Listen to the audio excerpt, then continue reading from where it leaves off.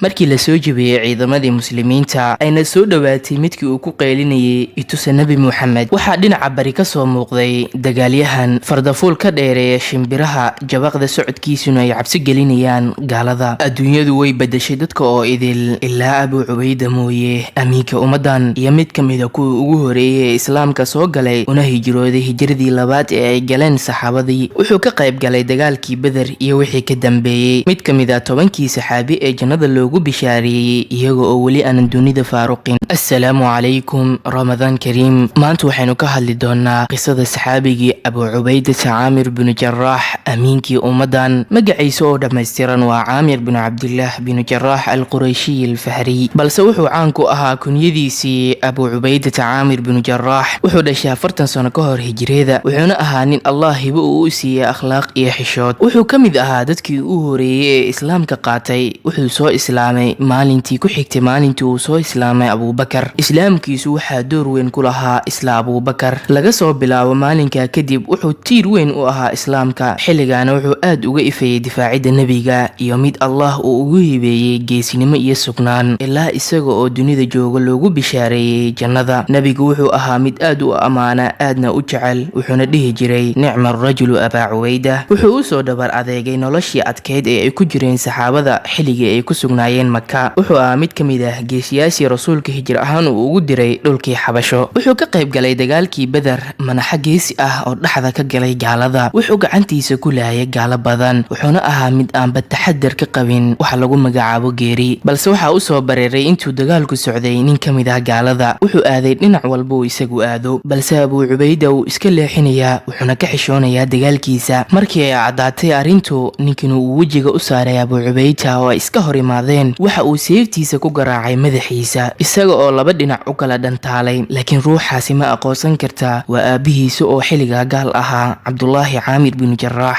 wuxuuna Allah arrinkiisa ka soo dejiyey qur'aan si uu qalbigiisa u qaboojiyo. لا تجد قوما يؤمنون بالله واليوم الآخر يوادون من حاد الله ورسوله ولو كانوا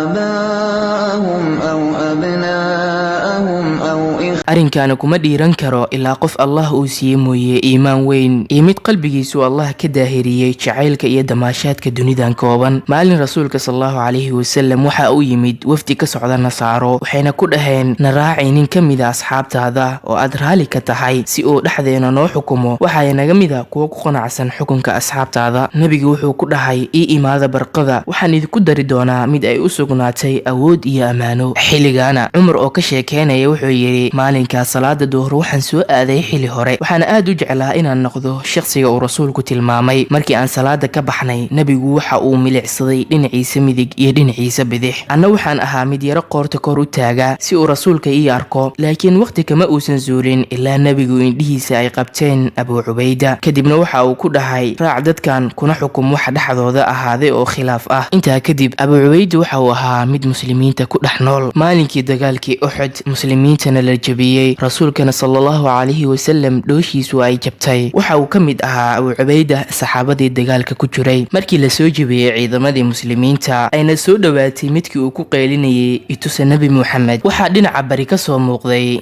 dagaalyahan fardafuul ka dheereeya shimbiraha, jabaqda socodkiisuna ay cabsi gelinayaan gaalada, una soo cararay si uu u difaaci lahaa nebigiisa. markii uu soo muuqday boorkiisa iyo faristiisa oo carareeda, nebiguna uu indhihiisa ku milicsaday, waxa uu nebigu yidhi sallallahu calayhi wasallam allow ka dhig mid ku adeecsan. markii uu soo muuqday rasuulka, wejigiisana uu gartay aad ayuu uga farxay, wuxuuna ka mid noqday tiirkii derbiga u noqday nebiga si ay isugu dhigaan gamuunada gaalada. markii uu dagaalku dhammaaday, nebiga waxaa la jabiyey dhooshiisa, dhawankiisuna ay ka galeen laba firir oo ka mid ah koofi bireed. Abubakar oo agtaagnaa xilligaa waxa uu soo qaabilay rasuulka si uu uga saaro, laakiin Abu Cubayda ayaa ku yidhi ilaah baa kugu dhaariyey iiga leexo, aniga ayaa ka saaraye. waxa uu ku qaniinay mid ka mid a dhoolihiisa si uga soo saaro firirka. Markii uu ka soo saaray, isla markiiba waxaa ka dhacay dhooshiisii. Haddana waxa uu ku qabtay dhooshi kale si uu uga soo saaro birtii kale. Haddana waxaa ka dhacday isla dhooshii kale, laakiin Allah subxaanahu wa tacaala waxa uu ugu bedelay qurux. Waxa uuna ka mid ahaa dadkii ugu afka qurxoona. Intaa kadib markii ay ruuxdu ka baxday nabiga, Allahna uu doortay, Abu Cubayda waxa uu noolaa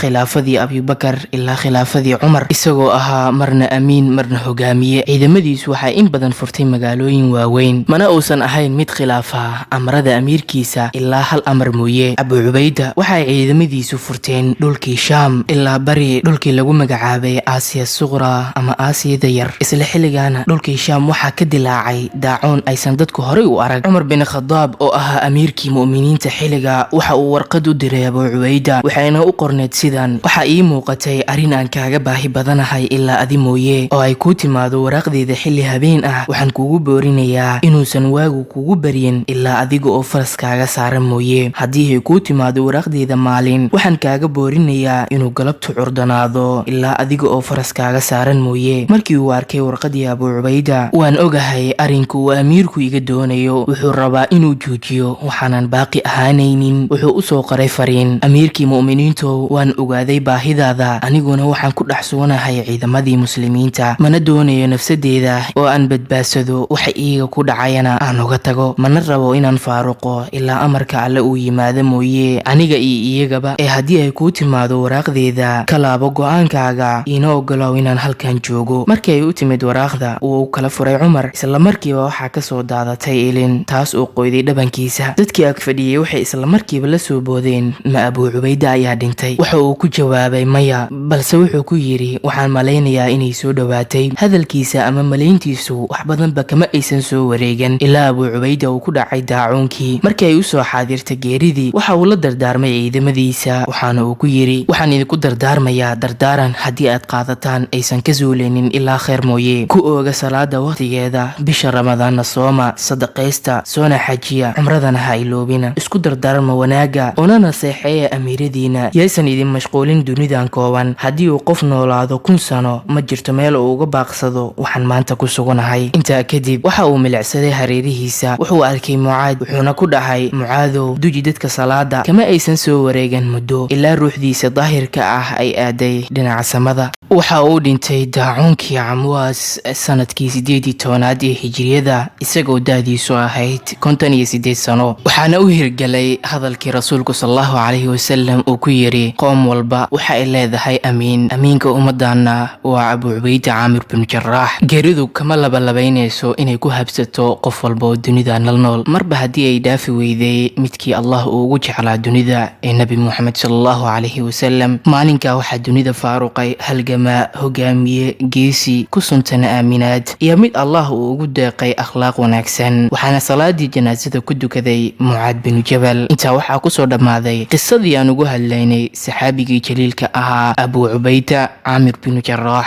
waad ku mahadsan tahay haddii aad ila dhageysatay qisada Abu Cubayda. maxaa kaaga baxay ra'yigaaga qaybta kommentiga inagula wadaag. mahadsanid.